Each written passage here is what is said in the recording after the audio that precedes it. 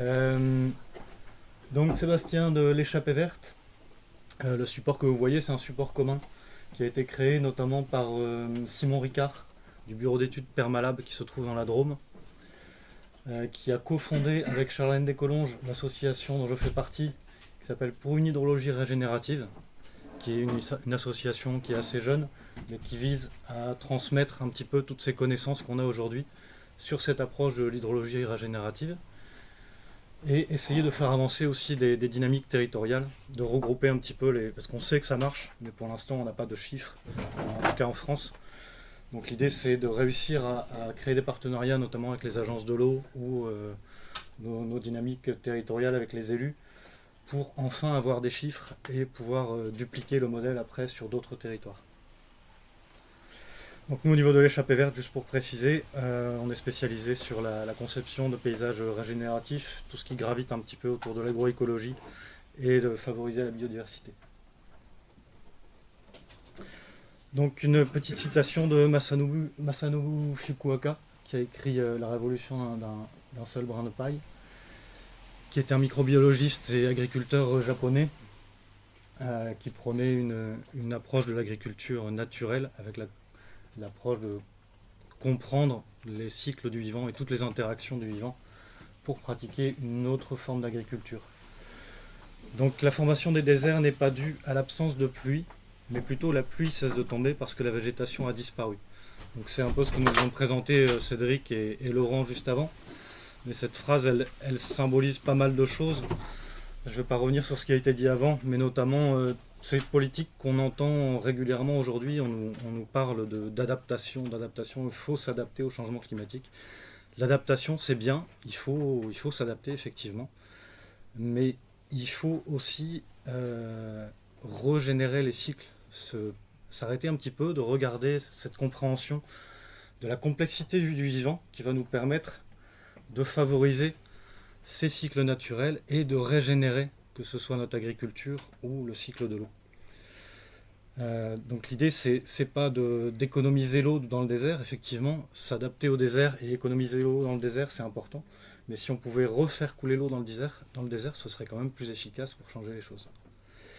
Donc l'approche de l'hydrologie régénérative, c'est ça, c'est une approche de régénération des cycles de l'eau douce par l'aménagement des territoires et la compréhension des cycles naturels. Une approche assez globale, on va le voir, c'est pas juste une approche mécanique sur comment on arrête l'eau et comment on la stocke, mais aussi comment ces cycles ont une interdépendance avec la microbiologie des sols, avec les plantes.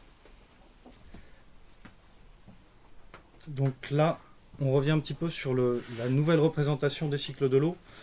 Laurent en a parlé tout à l'heure, je vais pas m'étendre dessus. Mais c'est cette représentation-là dont il parlait tout à l'heure, qu'on nous a enseigné à l'école pendant très longtemps. On a tous ce cycle en tête avec... on nous a dit que l'océan s'évaporait et que ça retombait en pluie sur le territoire et ça alimentait des lacs, des rivières, etc. Et puis ça revenait à l'océan. J'ai ma fille un jour qui est revenue à la maison en me disant « Papa, c'est pas vrai ce que tu racontes. C'est pas les arbres qui font la pluie. » Alors là, j'étais un petit peu déçu, je suis désolé. Et on m'a dit que c'est parce que les enfants étaient trop jeunes et que vous ne pouviez pas expliquer l'évapotranspiration aux enfants, que c'était plus simple de parler du grand cycle de l'eau. Alors s'il vous plaît, n'hésitez pas, même si les enfants sont jeunes,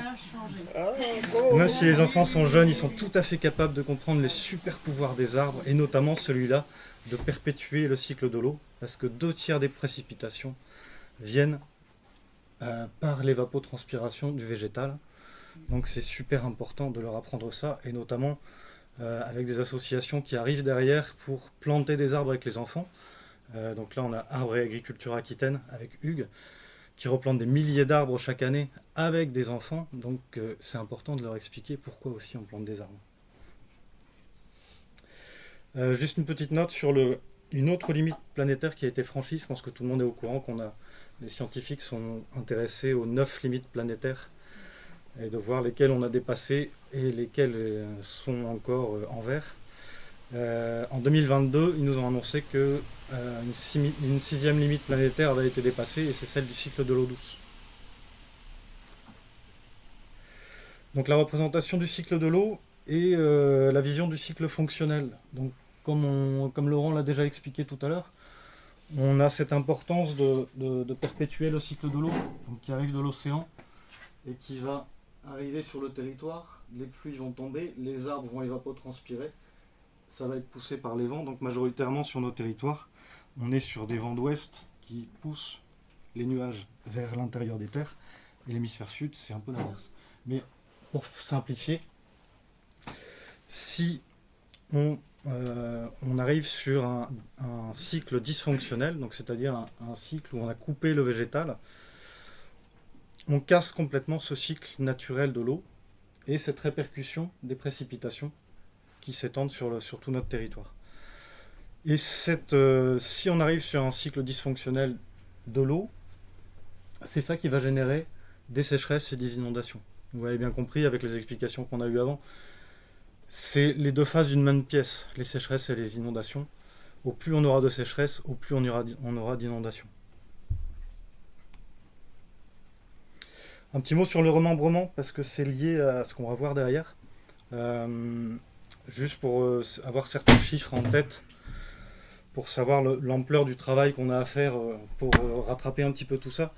Le remembrement, donc depuis les années 50, surtout, donc c'est essentiellement remembrement agricole qu'on a eu pour simplifier nos territoires, pour optimiser les productions, pour pouvoir aller tout droit le plus vite possible et donc accélérer un petit peu ce système agricole qu'on avait avant.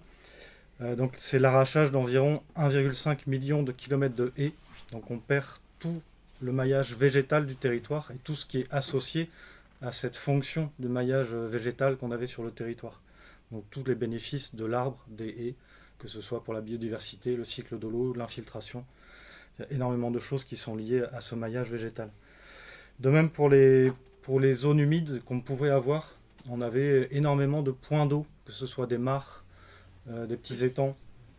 Donc le remembrement, les chiffres, c'est à peu près 800 000 points d'eau qui ont été supprimés pendant toute cette période du remembrement. Donc on a perdu également un maillage hydrologique. 800 000 points d'eau, c'est d'autant moins de points d'eau qui vont permettre cette infiltration, qui sont censés nourrir les sources et compléter un petit peu les nappes phréatiques.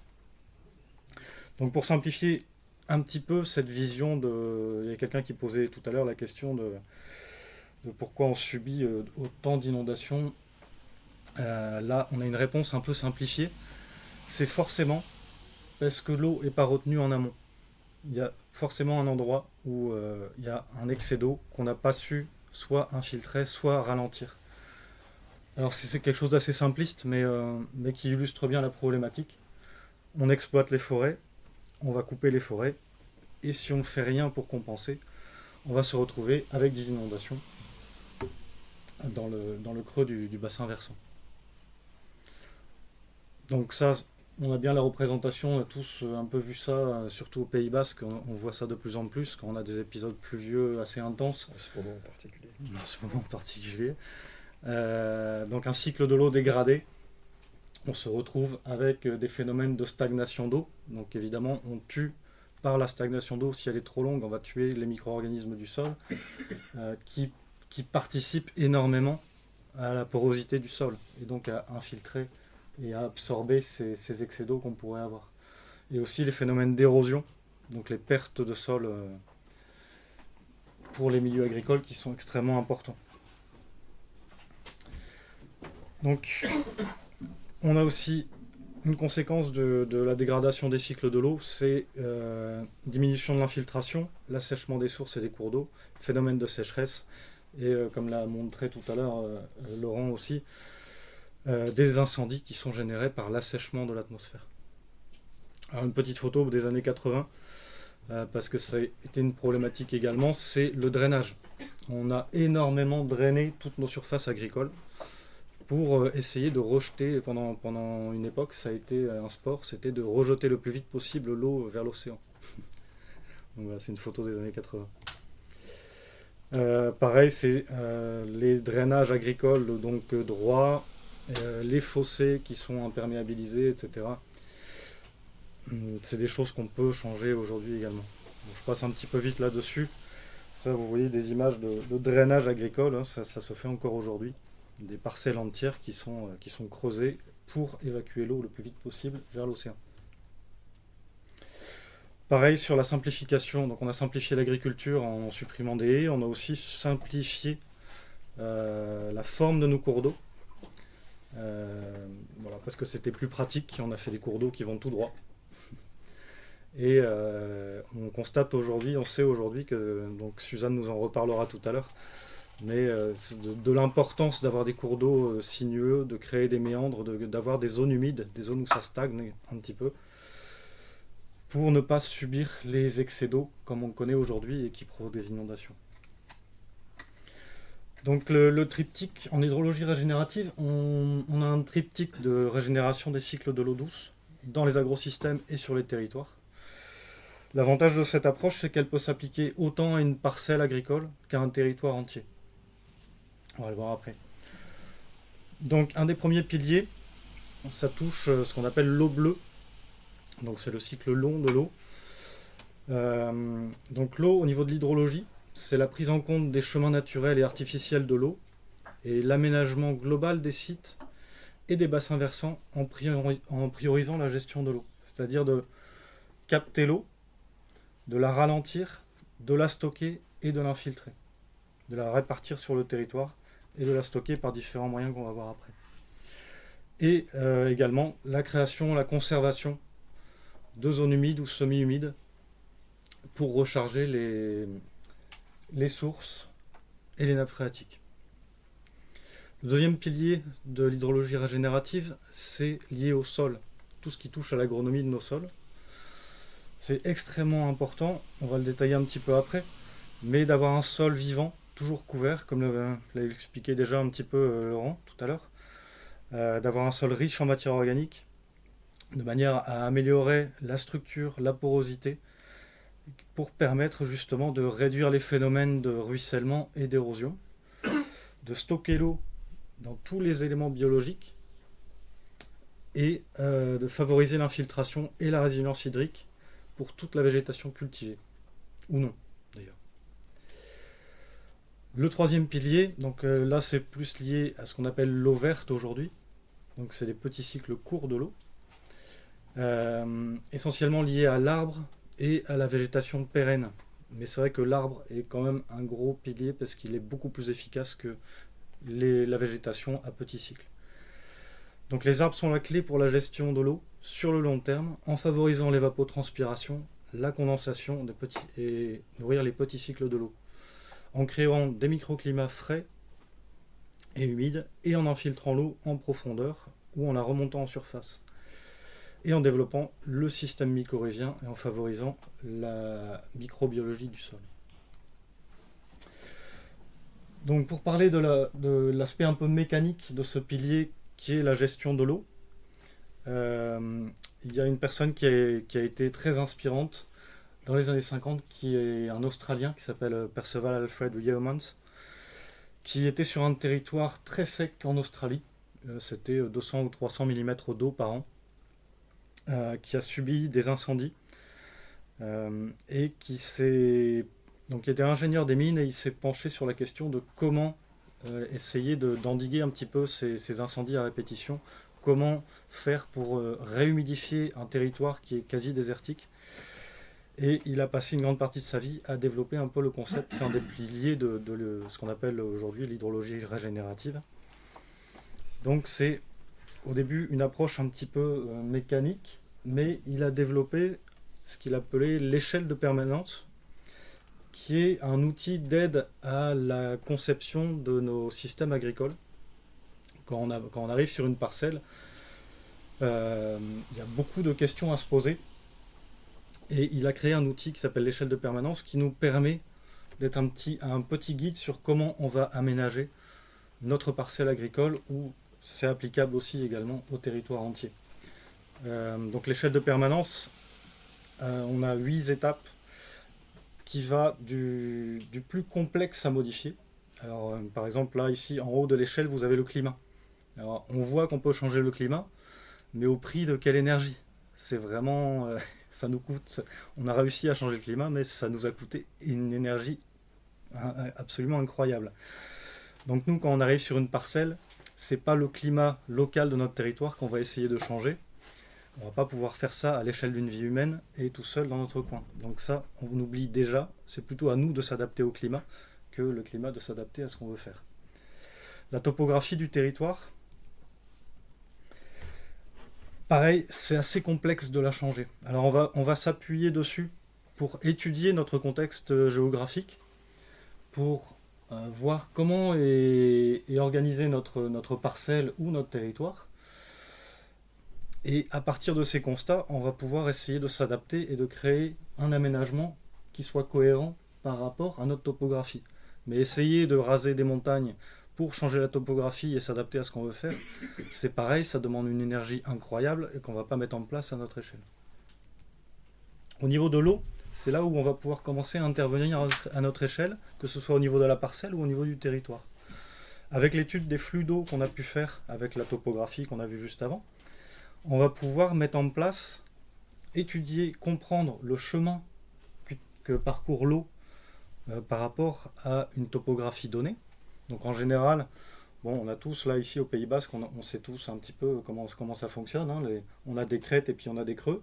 En général, le chemin de l'eau, sauf preuve du contraire, l'eau elle va descendre vers le creux et elle va se regrouper. Et on va récolter toutes les pluies, tout ce qui tombe du ciel. Ça va s'intensifier vers le creux de la vallée, dans les petites alvègues. Et on va éventuellement subir cette intensification du ruissellement de l'eau dans le creux de la vallée et en bas de notre bassin versant. Donc l'idée ici, ça va être d'étudier le chemin de l'eau et de capter l'eau avant qu'elle tombe dans les creux, de capter cette eau pour la répartir sur notre territoire. Donc on va s'appuyer sur un ouvrage mécanique. Là on le voit par exemple, c'est une baissière. Donc une baissière, c'est un fossé sur une courbe de niveau.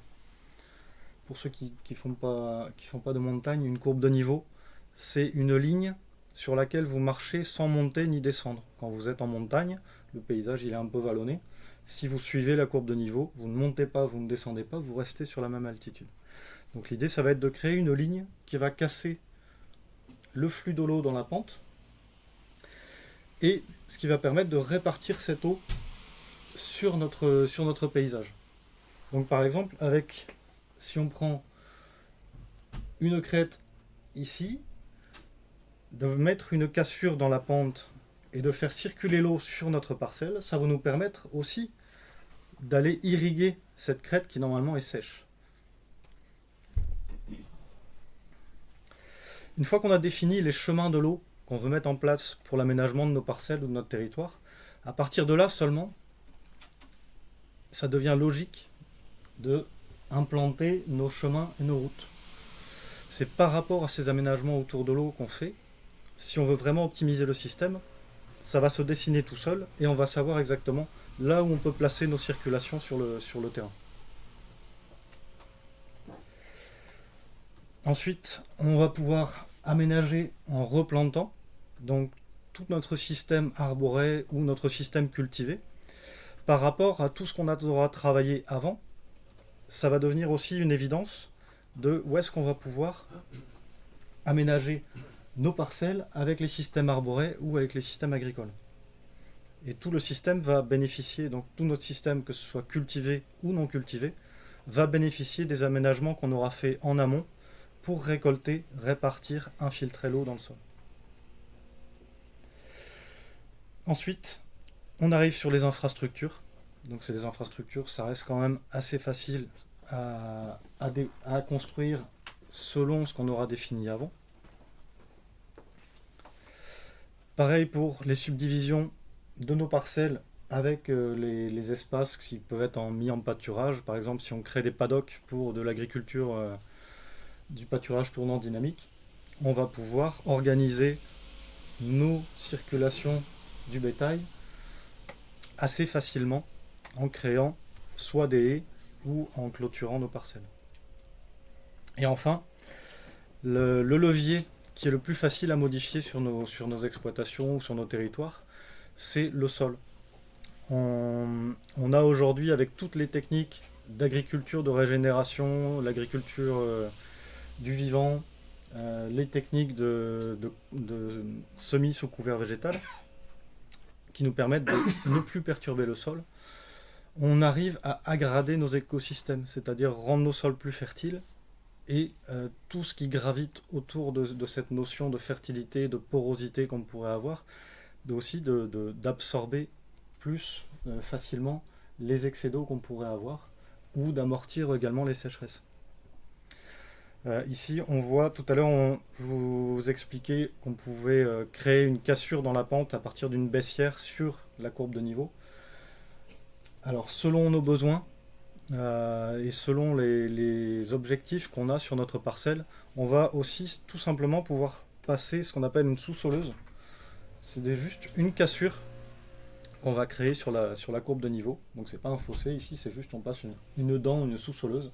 Et rien que ça, associé avec le végétal et la microbiologie du sol, ça va nous permettre de casser ce flux d'eau et de l'infiltrer dans le sol. Donc ici, pour symboliser un petit peu cette image, représente pas mal l'illustration de ce qu'on peut faire au niveau du keyline design. Alors ce qu'on appelle keyline design, c'est basé sur donc le mot keyline basé sur les lignes clés, donc qui sont entre autres les courbes de niveau. Donc elles sont symbolisées ici, vous voyez, avec des pointillés. Et l'idée, c'est de faire circuler l'eau sur notre parcelle ou sur notre territoire le plus lentement possible, de la capter, de la rediriger, de la stocker, ce qu'expliquait tout à l'heure Laurent Denise, de faire des petites retenues collinaires, comme vous voyez ici. On utilise la topographie naturelle de notre espace, on crée un petit barrage, et assez facilement, on va pouvoir recréer des retenues collinaires qui vont permettre non seulement de stocker l'eau pour en avoir à disposition dans le temps, mais aussi pour réinfiltrer l'eau naturellement vers les sources et vers les nappes phréatiques. Donc évidemment, si on met en place ce genre de système, on imagine bien que l'eau arrive beaucoup moins vite dans le bas du bassin versant, dans le creux de la vallée, et on va avoir une réponse assez rapide pour endiguer les excès d'eau et les inondations. Donc pareil, les aménagements ils peuvent être assez divers. Peut-être Morgane de la société Egan pourra nous en parler tout à l'heure. C'est des aménagements qui peuvent être mis en place dans les forêts, donc que ce soit avec des pierres, avec du végétal vivant ou des aménagements avec juste du bois. Suzanne nous en parlera aussi tout à l'heure avec les castors. Il y a plein de petites choses qui peuvent être mises en place assez facilement. On est loin des budgets des méga-bassines, là. Ça peut être mis en place assez facilement pour ralentir le flux d'eau. Alors quelques visuels d'exemples sur l'application de Keyline Design sur notre agriculture. Donc un mode d'agriculture qui est un petit peu à repenser, avec aussi peut-être des machines qui doivent évoluer pour s'adapter à ce besoin un peu spécifique. Mais voilà ce que ça peut donner sur des techniques, sur des cultures maraîchères, d'avoir une approche en keyline design où on associe le végétal avec un travail mécanique de la topographie du terrain. Donc je vous donne quelques exemples. Je suis censé avoir fini dans 5 minutes. Je peux déraper un peu ? Ouais. Bon là, il y a plein à travers toute la planète, vous allez trouver plein d'exemples de personnes qui mettent ça en place. Ici, l'image est assez intéressante, c'est Mark Shepard aux États-Unis, qui est un spécialiste de l'agriculture de régénération et de la permaculture, qui a été un des premiers à mettre en place ce système dans des espaces aux États-Unis où tout le monde, la grande mode, c'était de tout raser et d'avoir des parcelles gigantesques sans un arbre. Lui, il a reboisé ces parcelles et on voit ce que ça donne un petit peu. Vous voyez les parcelles voisines qui sont encore toutes tendues, il n'y a plus rien autour. Et aujourd'hui, il paraît que, je ne sais pas si elle est là-bas, mais il paraît que tous les voisins s'y sont mis et ont replanté des arbres un peu. D'ailleurs, on voit sur la gauche, le premier voisin qui est à côté, ouais. Là, il a commencé à faire, oui. Voilà. Bon, voilà, d'autres images d'aménagement simples qui peuvent être mis en place pour ralentir le flux de l'eau. Des études qui ont été faites sur des paysages assez arides aux États-Unis, de l'impact que peut avoir juste cette petite retenue d'eau. Donc une diminution de moitié des débits lors de gros épisodes pluvieux, 3 à 4 semaines supplémentaires de débit d'étiage durant l'été, augmentation de 28% du débit du cours d'eau en aval, 200 tonnes de sol conservées par an, 200 tonnes de CO2 par hectare stocké. Quelques chiffres qui sont assez parlants pour des petites techniques qui sont mises en place sur ces territoires. Bon, je passe un peu vite, mais il y en a encore 2 piliers à aborder. Donc voilà un exemple de retenue collinaire ici en Australie. Débuser les cours d'eau, évidemment, si on veut que ça s'infiltre, il faut arrêter de bétonner. Le castor, Suzanne nous en parlera super bien tout à l'heure. Créer des villes éponges, c'est possible aussi. Donc ces techniques-là ne s'appliquent pas uniquement à nos paysages agricoles ou à nos territoires et aux bassins versants. On peut aussi imaginer une autre forme d'urbanisme et de réfléchir à des nouvelles techniques pour créer ce qu'on peut appeler des villes éponges qui vont nous permettre de réinfiltrer l'eau également dans les villes. On arrive au deuxième pilier de l'hydrologie régénérative qui est le sol. Alors juste pour donner un petit chiffre, 1% de matière organique dans 15 cm de sol sur 1 hectare, c'est 250 m3 d'eau stockée à l'hectare.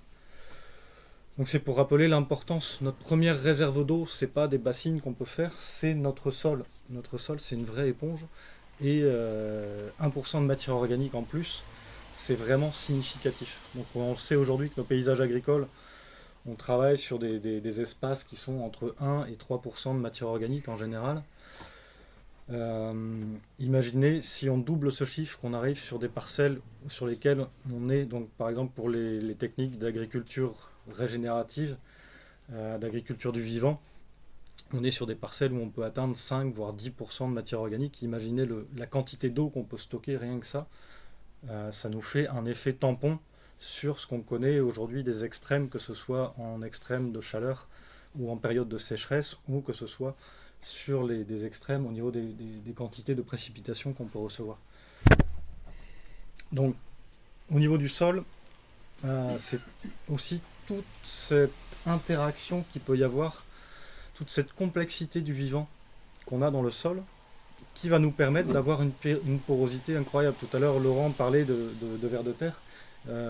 Voilà, c'est très simple de comprendre que 200 vers de terre au mètre carré, c'est 200 trous qui vont infiltrer l'eau beaucoup plus facilement que s'il y a 3 vers de terre et 3 trous dans le sol sur 1 mètre carré. De même, on n'y pense pas beaucoup, mais les micro-organismes qui sont dans le sol, c'est des milliards de micro-organismes qui vont aussi avoir une influence sur la porosité du sol et sur la capacité du sol à infiltrer l'eau. Des milliards de trous sur 1 mètre carré, c'est pas pareil qu'avoir un sol mort où il n'y a rien qui passe.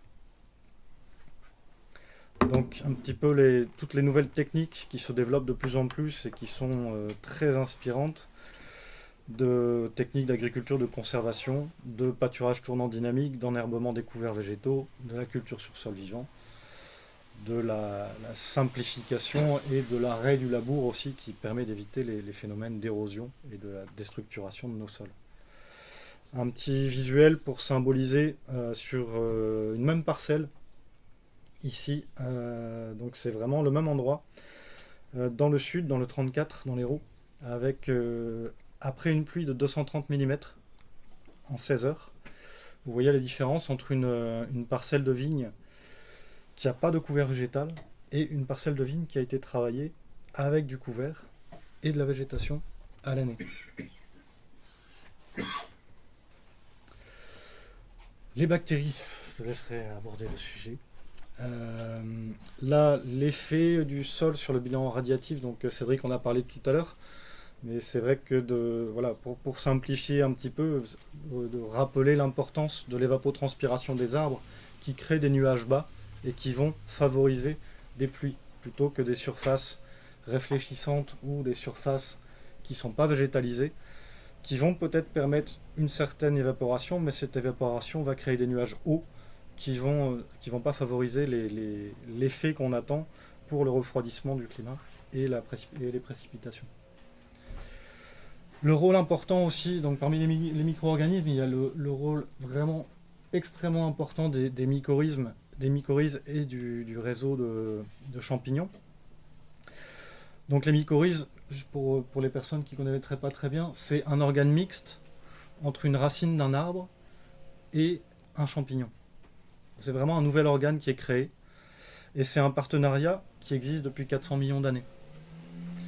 Donc c'est extrêmement important de préserver ce partenariat qui est fait par le vivant pour nourrir correctement nos arbres et nos cultures. C'est 80 à 90% de nos plantes sont mycorhizées, c'est pas pour rien.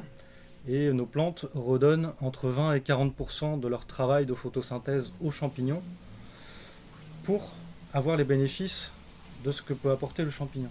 Donc c'est-à-dire, le champignon va pouvoir se développer beaucoup plus loin que le système racinaire des arbres, va pouvoir lui apporter de l'eau, apporter des nutriments auxquels l'arbre n'aurait pas accès s'il était tout seul. Donc les fongicides, ça a été une étape de notre développement de l'agriculture. Ce serait assez important de revoir un petit peu comment on utilise les fongicides aujourd'hui, parce qu'on fait juste casser ce système complexe du vivant qui est en place depuis plus de 400 millions d'années. Donc les mycorhizes sont un organe mixte, mais on a aussi les autres champignons, qui sont les champignons qui dégradent la matière. Donc quand un arbre tombe au sol, il est dégradé en premier lieu par les champignons, qui dégradent la lignine de l'arbre.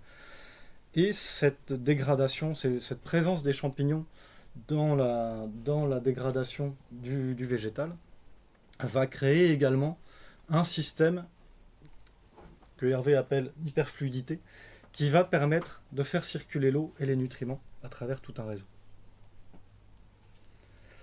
Donc le rôle de l'arbre est extrêmement important pour le petit cycle de l'eau, donc par l'évapotranspiration, mais également pour l'infiltration. Donc Laurent en a déjà parlé, je ne vais pas trop revenir dessus.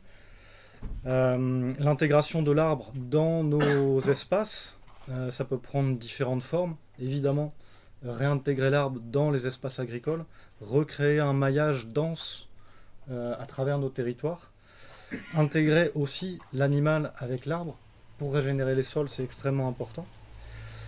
Et au niveau de la gestion forestière, c'est aussi une autre approche de la gestion forestière qui n'est pas une approche où on rase tout d'un coup, c'est aussi une approche où on repense un petit peu cette forme de forêt en laissant des forêts se régénérer naturellement, en laissant des arbres au sol, mais ça peut aussi s'appliquer chacun sur notre territoire, chacun dans ses jardins. Cette conception du fer propre dans nos jardins et du fer propre dans nos forêts, supprimer un arbre s'il n'est pas dangereux pour nos habitations. Aujourd'hui, il faut se poser la question, c'est très important de relaisser des arbres morts dans nos écosystèmes parce qu'il y a toute une succession qui se crée avec notamment la faune, une succession au niveau de la faune qui est hyper importante aujourd'hui. Il n'y a plus assez d'habitat pour certains animaux, certains insectes, et il faut absolument penser à laisser aussi des arbres morts dans nos espaces. Un exemple assez intéressant aussi, moi qui m'inspire beaucoup, c'est Ernst Gost au Brésil, qui est un des fondateurs de l'agriculture syntropique. Alors je ne vais pas m'étendre dessus, c'est assez complexe, on pourrait y passer 3 jours. L'idée de l'agriculture syntropique, ça va à l'inverse de notre agriculture industrielle. Notre agriculture industrielle, on est plutôt sur l'entropie, c'est-à-dire une simplification des systèmes à l'extrême. Alors que la nature, elle est extrêmement complexe et c'est énormément d'interactions du vivant. Et donc la syntropie, c'est une complexification de ce vivant. Et l'agriculture syntropique, elle s'appuie sur donc ce système-là, de complexifier le vivant en comprenant les successions écologiques, en essayant d'optimiser, de faire le plus possible de photosynthèse pour nourrir le plus possible le vivant qui est derrière, qui consomme cette photosynthèse et qui en a besoin. Au plus on va donner à manger aux micro-organismes du sol, au plus on va avoir de réponses derrière et au plus on va réussir à accélérer par exemple des paysages dégradés. Ernst Gost il s'est installé au Brésil sur un territoire qui avait été dévasté, qui avait été rasé. Et en 40 ans d'expérience sur son territoire, il a réussi quasiment c'est pas vraiment une forêt primaire qu'il a recréée, parce elle a que 40 ans, mais il a recréé un système extrêmement dense, et on arrive à régénérer des territoires entiers très rapidement en partant sur ces techniques-là de compréhension des interactions du vivant, et en multipliant, en essayant de pousser à l'extrême cette captation de la photosynthèse, de cette culture du soleil pour nourrir le vivant et régénérer nos écosystèmes. Donc aujourd'hui sur son territoire, il a 500 hectares au Brésil, il a réussi à recréer de la forêt et à renourrir les sources. Les rivières maintenant coulent toute l'année sur son territoire, et il a réussi, lui, je disais tout à l'heure que c'était très compliqué de changer le climat à notre échelle. Il a quand même réussi, lui, à recréer un microclimat sur la région où il est implanté avec ses 500 hectares. C'est assez extraordinaire à voir. N'hésitez pas, il y a l'adresse du site en dessous, agendagauche.com. N'hésitez pas à aller voir un petit peu ce qu'il fait, c'est extrêmement inspirant. Les motifs naturels sont très intéressants aussi. Quand on parle de replanter de l'arbre, il ne s'agit pas de replanter de la monoculture de l'agerstromia ou de la monoculture de platane ou la monoculture de paulownia, parce que c'est un arbre super intéressant pour ce qu'on veut faire pour le climat ou accélérer la fertilité des sols avec la matière organique. L'idée, c'est vraiment de recréer un maillage diversifié. Ce maillage diversifié avec différentes strates de hauteur va nous permettre de créer des courants d'air qui vont permettre l'évapotranspiration, qui vont permettre ce mouvement, qui vont favoriser les cycles de l'eau, les petits cycles de l'eau, et également d'avoir des plantes qui vont améliorer la condensation. Donc par exemple, si on prend l'exemple du lierre, c'est une plante qui va être efficace à son niveau en couvre-sol pour condenser, et la condensation va nourrir ce petit cycle de l'eau qu'on peut avoir entre différentes strates de végétal.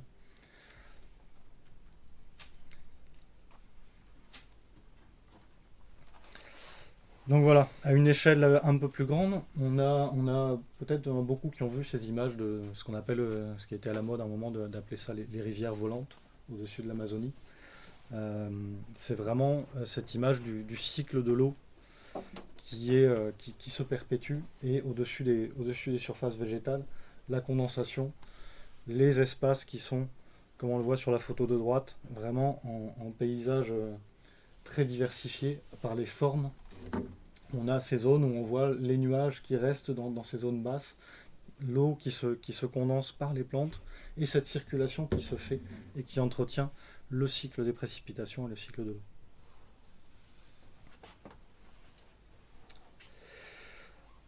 Donc, réimaginer nos paysages pour demain. Là, c'est une image du réseau Agroforesterie France. Donc, c'est repenser nos systèmes agricoles, mais aussi de réaménager nos territoires en recréant de la diversité, en remaillant nos territoires avec de l'arbre, et de l'arbre en considérant les différentes strates qui sont utiles. Et donc, ces trois piliers mis ensemble, l'eau, le sol et l'arbre, on a ce petit schéma qui est assez parlant sur l'effet hydrologique global de nos actions qu'on peut mettre en place. Ici, sur une échelle de temps, on voit que la ligne bleue, donc notre action sur l'eau, tous les aménagements qu'on va pouvoir faire, les aménagements mécaniques, par exemple avec le Keyline Design, qu'on va pouvoir mettre en place, de ralentir, de stocker, de répartir cette eau sur nos paysages ou sur notre territoire, ça va avoir un effet extrêmement rapide. Dès la première année, vous pouvez avoir des effets sur le cycle de l'eau. Pareil avec les techniques pour aggrader nos sols. Donc au niveau de l'agronomie des sols, dès qu'on va commencer à favoriser la microbiologie des sols, on va avoir un effet, une réponse qui est extrêmement rapide sur la régénération du cycle de l'eau.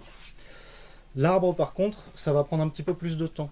Comme disait, je ne sais plus si c'est Cédric ou Laurent qui en parlait tout à l'heure, il va falloir au moins 5 ans pour que les arbres qu'on a plantés commencent à avoir un effet sur la gestion de l'eau. Donc juste quelques exemples pour terminer, qui sont assez inspirants au niveau international. Ici, c'est en Inde. Il y a eu un concours qui a été lancé par la fondation Paani, donc c'est l'eau en indien. Et ils ont créé un concours à travers beaucoup de villages où il y avait des problèmes de sécheresse. Donc les villages étaient alimentés par des camions-citernes en eau potable chaque année. Les paysans devaient partir trouver du travail en ville parce qu'ils ne pouvaient plus cultiver sur toute une période de l'année. Là-bas, ils ont la mousson qui coule de manière assez intense pendant une petite période de l'année et après plus rien. Et ils ont, avec des milliers de personnes, ils se sont mobilisés pour créer ces aménagements sur les courbes de niveau. Et ça a eu un impact dès la première année. La première mousson qui est passée sur les systèmes qu'ils avaient mis en place sur le territoire, ils ont réussi à récolter l'eau, à la répartir sur le territoire, à l'infiltrer et à renourrir les nappes et les cours d'eau. Ce qui a fait que dès la première année, ils ont eu cet impact où ils ont pu étaler dans le temps les cultures, ils ont pu être obligés de faire ramener des camions citernes. Donc c'est vraiment des exemples très inspirants. Vous pouvez voir des vidéos sur YouTube où ils en parlent un peu plus.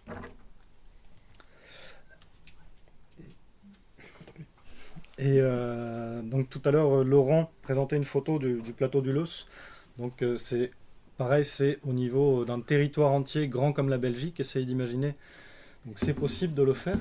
Vous avez la même photo que ce que montrait Laurent tout à l'heure, mais juste avec un petit détail sur ces paysages assez escarpés. Donc évidemment, on ne va pas pouvoir travailler en dévers avec les tracteurs. L'idée, à partir du moment où il y a trop de pentes, c'est de créer des terrasses, comme les faisaient aussi les anciens.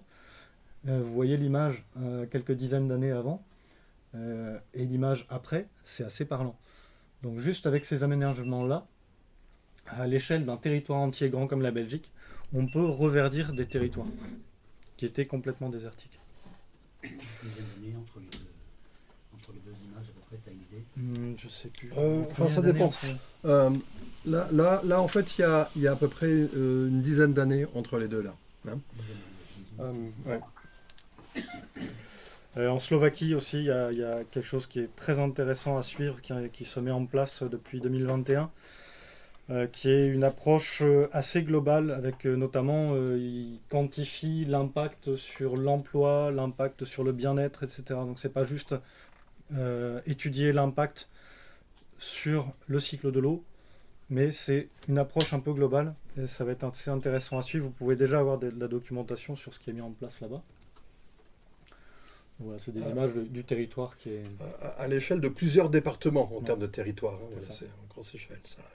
Donc ça a été initié parce qu'ils avaient ces problématiques justement, notamment d'inondation. L'autoroute de la pluie, Cédric en a pas parlé tout à l'heure, mais il est à l'initiative de cette association.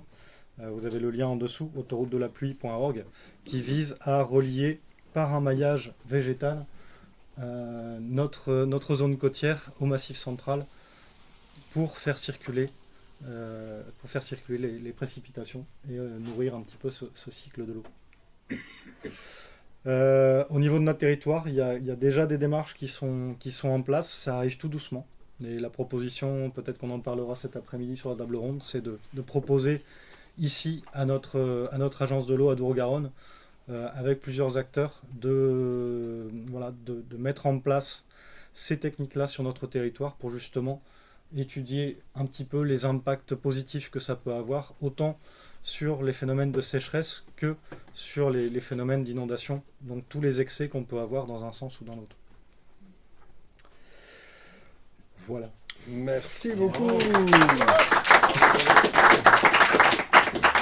Par rapport à l'agence de l'eau, concrètement, qu'est-ce que vous faites avec eux quand vous dites que c'est en études, vous êtes sur du... Alors, concrètement là pour l'instant ça bouge beaucoup au niveau de la Drôme, où ils sont assez actifs, donc notamment avec Simon Ricard donc du bureau d'études Permalab et Charlène Descolonges de l'association pour une hydrologie régénérative.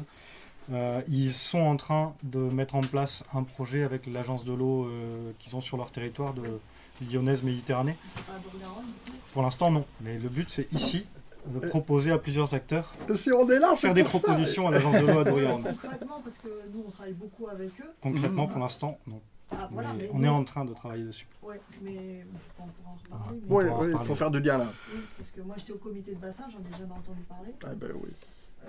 Et effectivement, c'est...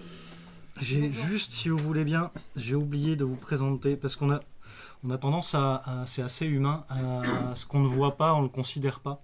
Et il y a beaucoup de gens qui me disent, quand je parle de l'hydrologie et des surfaces couvertes, végétalisées, il y a beaucoup de gens qui me disent, bah non, il n'y a pas d'eau qui coule sur ma parcelle, elle est tout le temps végétalisée, donc ça coule pas. Alors je vous montre ici. Hop là. Le vert. Merci. Donc on est sur une parcelle qui est totalement couverte, vous allez voir, c'est une prairie. Et ici on est sur une baissière, donc sur une courbe de niveau, on a creusé un fossé. Et donc l'eau ruisselle même sur des surfaces qui sont couvertes. Vous voyez au-dessus, on est sur vraiment un paysage. Donc là, si on n'y fait pas attention, on ne voit pas l'eau couler, mais l'eau ruisselle, vous avez vu. On voit bien l'eau s'écouler dans la baissière. Donc c'est pour casser un petit peu ce mythe de on ne voit pas l'eau qui ruisselle parce que la surface est couverte. Non, l'eau ruisselle et on peut la capter.